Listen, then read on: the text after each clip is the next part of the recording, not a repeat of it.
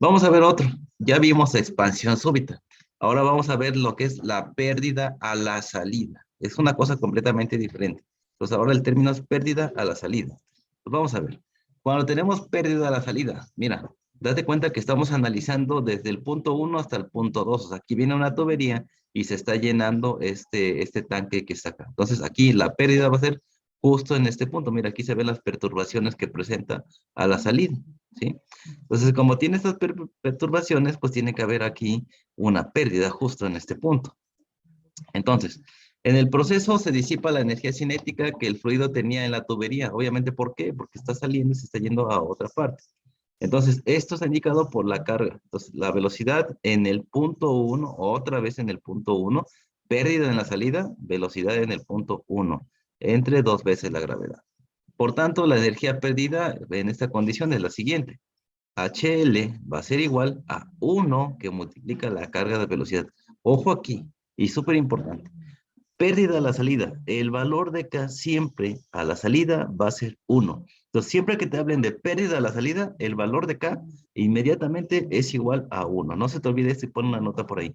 Pérdida a la salida, el valor de K siempre va a ser 1. ¿Cuál es la carga de velocidad? La carga de velocidad siempre va a estar referenciada sobre el punto número 1. Siempre vamos de la más pequeña a la más grande. Pues en este caso, la pérdida de velocidad va a ser con respecto al punto número 1, o sea, sobre esta tubería que tengo acá. Entonces, nota, pérdida a la salida, el valor de K va a ser igual a 1 y la carga de velocidad se va a hacer respecto a la velocidad en la tubería más pequeña, o sea, en el punto 1, ¿sale?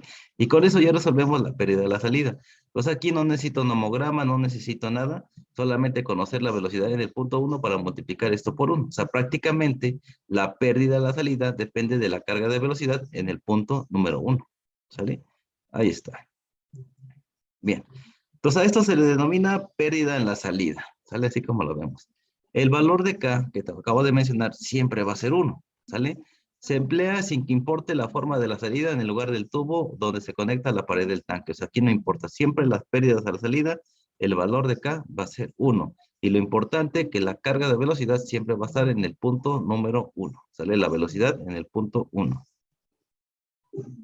Y aquí tenemos un ejemplo. Se determina la pérdida de energía que ocurrirá cuando fluyan 1000 litros por minuto de agua desde un tubo hidráulico de cobre de 25 milímetros de pared hacia un tanque grande. Ya teníamos estos datos, los vimos hace un momento en otro ejemplo, simplemente es tomar los datos, ¿no? Vamos a tener que la pérdida va a ser igual a 1, que multiplica la velocidad en 1, entre 2 veces la gravedad. Entonces, ¿cuánto va a ser la velocidad en 1? Pues simplemente hay que conocer pues el diámetro interno, ya sea que vayas al apéndice G, o que simplemente digas que el diámetro interno en el punto 1 va a ser igual al diámetro externo menos 2 veces la pared, ¿sí? El espesor de pared. Ahí está. Y vamos a tener un diámetro de 22 milímetros, que esto también pudimos verlo en el apéndice G2. Ahí estaba esta parte de aquí. Y con ese diámetro, pues vamos a conocer el área. Conocemos el área, que es de 3.801 por 10 a la menos 4 metros cuadrados. Y con el caudal y el área, pues podemos conocer la velocidad. La velocidad va a ser 4.3848 metros sobre segundo. Y con esto ya puedo conocer la carga de velocidad. La carga de velocidad va a ser igual a 4.3848 al cuadrado entre 19.62. Esto de aquí es 2 veces la gravedad. ¿Sale? Y bueno, hacemos esta división y tenemos que la carga de velocidad es de 0.9799 metros, ¿vale? Y simplemente es multiplicar este de aquí por este de acá, y esto va a ser igual la pérdida a 0.9799. Si redondeamos esto es prácticamente 1, entonces no hay ningún problema. No siempre la carga de velocidad va a ser 1, este es un caso muy atípico que nos da uno de los dos lados, pero bueno, en este caso sería el valor de la carga de velocidad va a ser el valor de la pérdida a la salida, ¿vale? Así de fácil, el valor de cada salida siempre va a ser 1.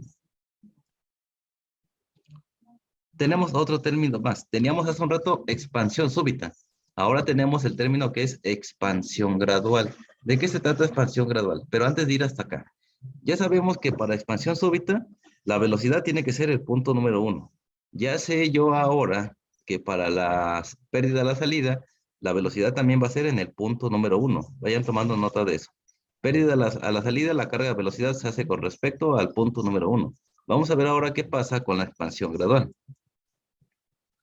Entonces, en este caso tenemos una expansión gradual. No es el mismo caso de la súbita. La súbita era una tubería más grande y formaba turbulencia en esta parte y en esta parte de aquí. En este caso tenemos una tubería que si lo vemos aquí a grosso modo, tenemos una tubería en forma casi de cono. O sea, estas que están aquí reducirían en teoría el problema de la expansión súbita. Pero aún así pequeñas perturbaciones se encuentran aquí a los lados. ¿Sale? Y algo bien importante, en esta parte de aquí, esta especie de cono, porque aquí sigue siendo la tubería normal, solamente se mete esta partecita que está aquí, tenemos un ángulo de cono en esta parte que está aquí. Y entonces eso cambia toda la perspectiva que teníamos respecto a expansión súbita. ¿Sale? Entonces, sí es posible hacer que la transición de una tubería pequeña a otra más grande sea menos abrupta que aquella que se logra con una expansión súbita con aristas afiladas. Entonces, en este relajo, pues lo que tenemos que hacer es disminuir esa turbulencia que teníamos aquí. Y de eso lo logramos, pues haciendo una especie de cono para reducir la pérdida. Pero aún así, tenemos pérdida. Entonces, la pérdida de energía se reduce haciendo ese cambio que te digo acá, haciendo esta diferencia, o sea, esta forma que tiene la tubería, se reduce un poco, pero aún así tenemos pérdida, ¿vale? Entonces, las paredes pendientes del cono tienden a guiar un fluido durante la desaceleración y expansión de la corriente de flujo. Esta parte de aquí está la perturbación que presenta este que está aquí. Entonces, por tanto, conforme el ángulo del cono disminuye, se reduce el tamaño de la zona de separación y la cantidad de turbulencia. La pérdida de energía para una expansión gradual se calcula con la siguiente ecuación, y es la misma ecuación, y fíjate algo bien importante, expansión gradual, también se toma en cuenta la velocidad en el punto 1, ¿sale? Aquí lo importante va a ser conocer el valor de K, pero aquí algo bien importante, la carga de velocidad se calcula con respecto al punto número 1, o sea, antes de llegar a la zona de turbulencia, la zona afectada, siempre es a partir de este punto de aquí para acá. Entonces, si me voy dando cuenta de algo y voy analizando, siempre se toma de la tubería más pequeña a la tubería más grande. Y entonces, en todas las que hemos visto hasta ahorita, pues la tubería pequeña es la que importa para hacer el cálculo. Entonces, en este caso, la velocidad siempre se va a tomar en el punto número 1 de todos estos casos que estamos analizando. Bueno, la velocidad de la tubería más pequeña antes de la expansión, lo mismo que te digo, lo mismo que expansión súbita, es exactamente lo mismo. K también depende de la relación del diámetro 2 entre el diámetro 1, pero aquí tenemos un ángulo, ¿sí? En el caso de expansión súbita solamente era esto que está aquí. Aquí tenemos un ángulo y con ese ángulo va a cambiar la cosa. Vamos a tener en cuenta este ángulo que está aquí.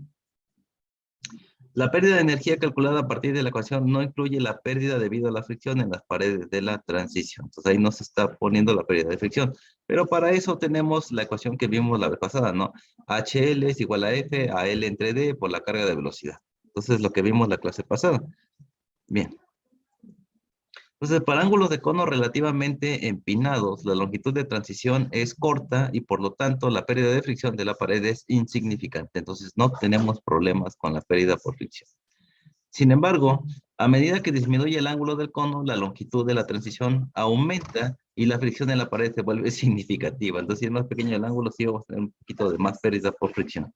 ¿Por qué? Pues porque la velocidad aumenta, así de simple. Teniendo en cuenta tanto la pérdida por fricción de la pared como la pérdida debido a la ampliación, podemos obtener la pérdida de energía mínima con un ángulo de cono de aproximadamente 7 grados. ¿Sí? Es más o menos, pero bueno, no es obligatorio. Y aquí tenemos un nuevo nomograma, mira, relación de diámetros, diámetro 2 entre diámetro 1 y esto de aquí es el coeficiente, ¿sí? ¿Qué tenemos aquí? Aquí ya no tenemos velocidad, fíjate, ya no hay velocidad, pero tenemos el ángulo de cono. El ángulo de cono 60, 40, 30, 20, 15, 10 y 2. Entonces, respecto a esto, vamos a sacar la relación de los diámetros y vamos a trazar líneas para calcular el valor de K con respecto al ángulo del cono, ¿sale? Ahí está. O también podemos usar estos datos experimentales para conocer el coeficiente K. Estos valores que tú estás viendo acá son los valores de K y estos son los ángulos de cono experimentales. Y bueno, la diferencia es del diámetro 1 y el diámetro 2. Ahí está. ¿Sale? Pues habría que interpolar aquí para poder conocer el coeficiente o simplemente venir al nomograma, trazar unas líneas y tomar el valor de K hacia la izquierda. Pues vamos a ver, dice ejemplo número 1.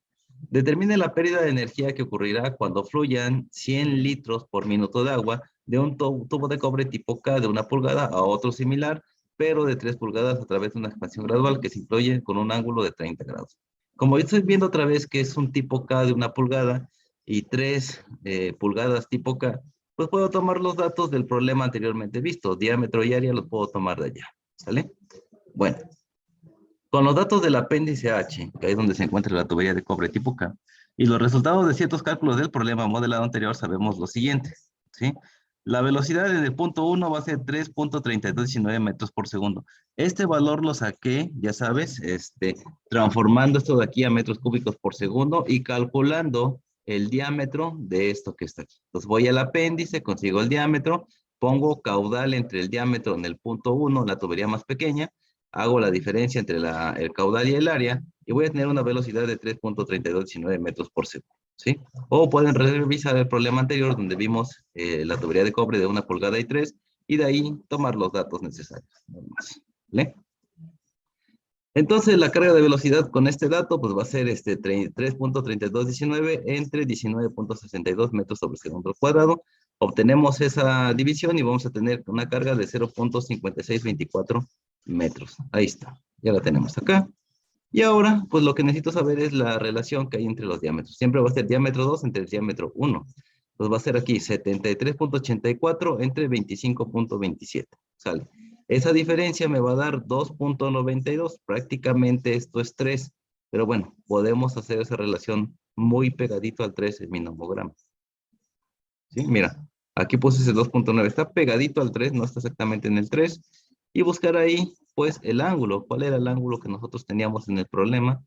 Pues vamos a ver, tenemos un ángulo de 30 grados. Aquí tenemos un ángulo de cono de 30 grados. Entonces voy a buscar 30 grados en mi nomograma y aproximadamente 3.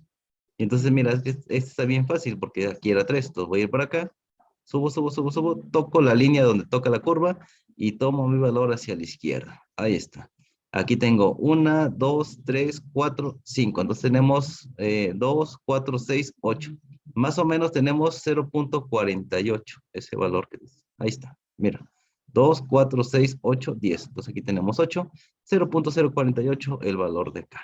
Si fuera, no sé, un ángulo de 25 grados, de 28, de 27, pues tendríamos que dibujar líneas imaginarias acá, más o menos dividiendo entre que son 10, entonces tendríamos que hacer 10 líneas acá, 10 líneas, y las pintamos acá con la misma forma que lleva la de abajo. Vamos yendo para acá, vamos yendo para acá, pintando líneas imaginarias, y ahí podemos ya interpolar ahora sí en 27, 28, 25, y tomar los valores correspondientes. Así es como se usan estos nomogramas. En este caso nos tocó fácil, era cerca de 3 y 3 o 30, perdón, el cono. Ahí tocábamos y tomábamos el valor y el valor es de 0.048. ¿Vale? Ya que tengo este valor, es simplemente multiplicar el valor de K por la carga de velocidad. Y en este caso tenemos 0.2699, que si redondeamos esto de aquí, la pérdida es de 0.27. Y esto es usando el nomograma. Es más fácil usando el nomograma. Pero también si tú quieres puedes agarrar la tabla de datos experimentales e interpolar como lo hicimos hace un momento. ¿Vale? Y ahí está la pérdida menor. Entonces entender que la pérdida gradual también depende de la velocidad en el punto número 1. Y la diferencia es que aquí vamos a relacionar esta diferencia de diámetros con el ángulo de cono. ¿Vale? Eso es todo. Y bueno, cuando hablamos de una palabra que viene aquí bien, bien chida, que es lo que se llama difusor. Es otro término para nombrar a la aplicación de expansión. Entonces, a lo mejor no viene como expansión súbita o expansión gradual, viene como difusor súbito o difusor gradual. Entonces, eso entiéndase que es lo mismo que expansión. ¿Sale? Bien. Entonces, la función del difusor es convertir la energía cinética representada por la carga de velocidad en energía de presión representada por la carga de presión, eso que tenemos acá. Al desacelerar el fluido cuando fluye en una tubería más pequeña a una más grande. ¿Sale? El difusor puede ser súbito o gradual, lo que acabamos de ver hace un momento. ¿Sí? Pero el término se utiliza con mayor frecuencia para describir una ampliación gradual, en pocas palabras. ¿Sí? El difusor ideal es aquel al que no se le pierde tanta energía mientras desacelera el flujo. Por supuesto, ningún difusor se comporta pues, de manera ideal, ¿no? Es súbito o es gradual, cualquiera de las dos. Entonces, si así fuera, la presión máxima teórica después de la ampliación podría calcularse a partir de la ecuación de Bernoulli, ¿sí? En dado caso de que todo fuera maravilloso, como decía el texto hace un rato, que no hubiera pérdidas. Entonces, si no hay pérdidas, pues no tenemos bomba, no tenemos motor y no tenemos pérdida menor. Y entonces simplemente me quedaría la ecuación de Bernoulli, como lo hemos visto. Claro que esto no va a pasar. Entonces, si el difusor está en un plano horizontal, Los términos de la elevación pueden anularse. Ya saben, Z1 menos Z2 o Z2 menos Z1, eso se anula. ¿Vale? Entonces, el aumento de presión a través del difusor ideal es lo siguiente. ¿Sí? Recuperación de la presión, que es lo que es el difusor ideal, pues tendremos que la diferencia de presiones va a ser igual a la presión en 2 menos la presión en 1, y esto va a ser igual al peso específico de la sustancia por la velocidad en el punto 2 al cuadrado menos la velocidad en el punto 1 al cuadrado entre 2 veces la gravedad. O sea, ¿para qué me sirve esto que estamos viendo acá?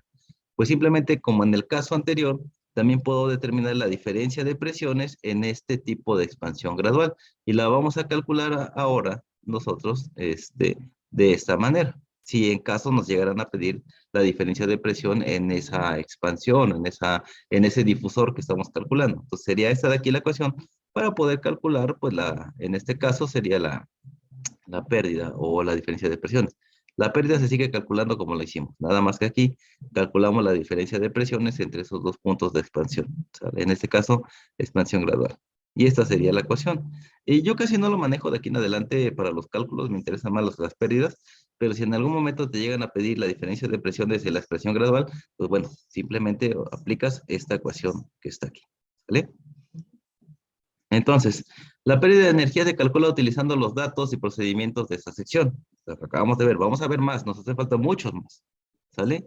La relación de la recuperación de presión a partir del difusor real sobre el difusor ideal es una medida de la eficacia del difusor, o sea, qué tan eficiente es esa expansión que estamos trabajando.